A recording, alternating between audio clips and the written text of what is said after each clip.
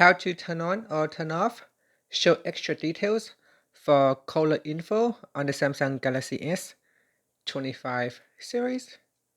First, tap on the home button to return back to the home screen. Now from the home screen, open up the phone app. Then tap on the more button at the top.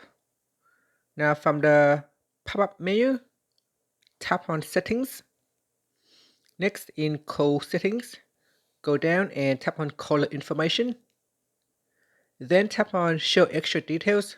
Tap on the toggle button to turn that off or switch it on.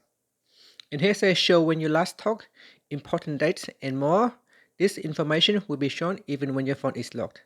So during the call on your phone, it will show the caller information, and from that screen it can also be shown with the extra details if you turn this on. And that's it. After that, tap on the home button to return back to the home screen.